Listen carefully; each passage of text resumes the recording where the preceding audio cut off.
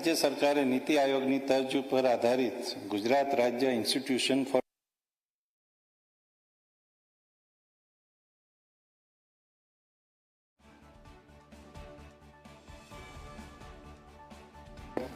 ધ્યાને લઈ વિવિધ ક્ષેત્રો માટે વ્યૂહાત્મક યોજનાઓ બનાવવાનો છે. નીતિ આયોગે દેશમાં 4 વિસ્તારોને ગ્રોથ હબ તરીકે પસંદ કર્યા છે, જેમાં સુરત ઇકોનોમિક રિજન SCRનો સમાવેશ થાય છે.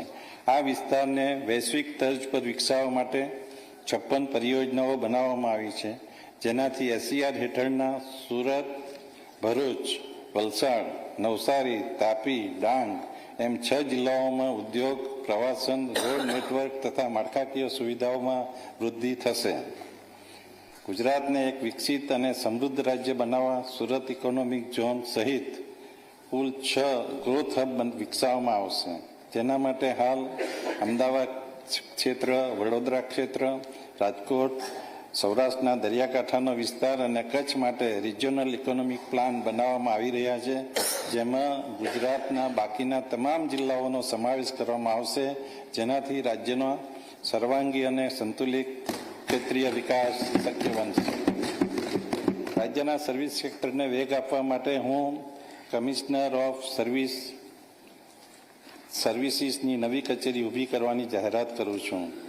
રાજ્યની નદીઓના પાણીનો સુચારુ જળ સંચય થાય અને મહત્તમ માત્રામાં ભૂગર્ભ જળ રિચાર્જ થઈ શકે તે માટે 185 રિવર બેઝિનમાં ટેકનોફિઝિબિલિટી અભ્યાસ કરીને એક માસ્ટર પ્લાન તૈયાર કરવામાં આવશે. વધુમાં રાજ્યના ગામો અને શહેરોની ભવિષ્યની પીવાના પાણીને જળ સુરક્ષા સુનિશ્ચિત કરવા નર્મદા બલ્ક પાઇપલાઇન માટે રૂપિયા 2636 કરોડની જોગવાઈ કરવામાં આવી છે.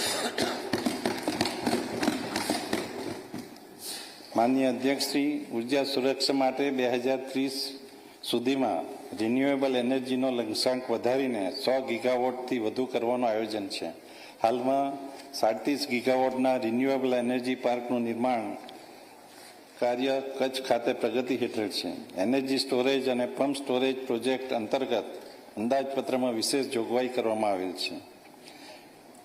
માનનીય અધ્યક્ષશ્રી, ગુજરાત ભૂકંપ, ચક્રવાત જેવી કુદરતી આપત્તિઓની શક્યતા ધરાવતું રાજ્ય છે. આપત્તિ વ્યવસ્થાપનને ઝડપી બનાવવાના લક્ષ્ય સાથે સાયક્લોન પ્રતિરોધક વીજ માળખું, રસ્તાઓ તથા અન્ય માળખાકીય સુવિધા બનાવવાનું આયોજન છે. માનનીય અધ્યક્ષશ્રી, રાજ્યમાં ભારે ટ્રાફિક ધરાવતા રસ્તાઓ માટે હાઈ સ્પીડ કોરિડોર તેમજ એક્સપ્રેસ વે વિકસાવવા માટે આ બજેટમાં રૂપિયા 1020 કરોડની જોગવાઈ સૂચવું છું. ગરવી ગુજરાત હાઈસ્પીડ કોરિડોર પ્રોજેક્ટ હેઠળ 1367 કિલોમીટરના 12 નવીન હાઈસ્પીડ કોરિડોર વિકસાવવામાં આવશે.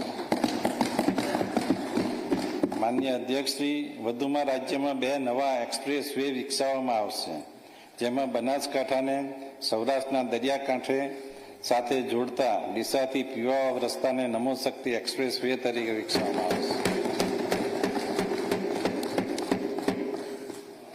આ ઉપરાંત મહત્વના પ્રવાસન સ્થળોને હવાઈ માર્ગે જોડવાનું આયોજન છે. ભારત સરકારના સહકારથી સુરત, વડોદરા, ભાવનગર અને પોરબંદર એરપોર્ટના વિસ્તરણ તથા દાહોદ ખાતે ગ્રીનફિલ્ડ એરપોર્ટ બનાવવાનું આયોજન છે.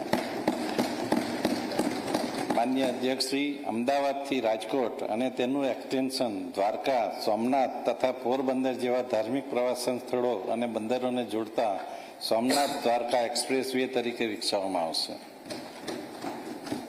માનનીય અધ્યક્ષશ્રી, ગુજરાતની 50% વસ્તી શહેરી વિસ્તારોમાં રહે છે. વિકસિત ગુજરાતની યાત્રામાં શહેરીકરણ મહત્વનો ભાગ ભજવે છે.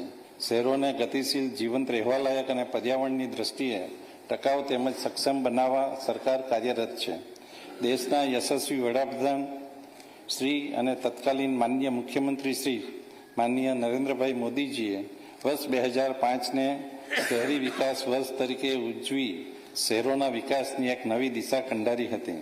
માનનીય મુખ્યમંત્રી શ્રી ભૂપેન્દ્રભાઈ પટેલના નેતૃત્વમાં શહેરોને આગળ ધપાવવા અવિરત પ્રયત્નો કરવામાં આવી રહ્યા છે. 2 દાયકાથી આ અવિરત વિકાસ યાત્રામાં ભૌતિક સુવિધાઓ, આધુનિક પરિવહન સુવિધાઓ દ્વારા ગુજરાતના શહેરો વિકસિત થયા છે. આ ઉપલબ્ધિ માટે રાજ્ય સરકાર, સ્થાનિક પ્રશાસન અને નાગરિકોની સહભાગિતાને ધન્યવાદ આપું છું. આ વિકાસ યાત્રાને આગળ ધપાવતા આ વર્ષને શહેરી વિકાસ વર્ષ તરીકે ઉજવવાની જાહેરાત કરું છું અને આ માટે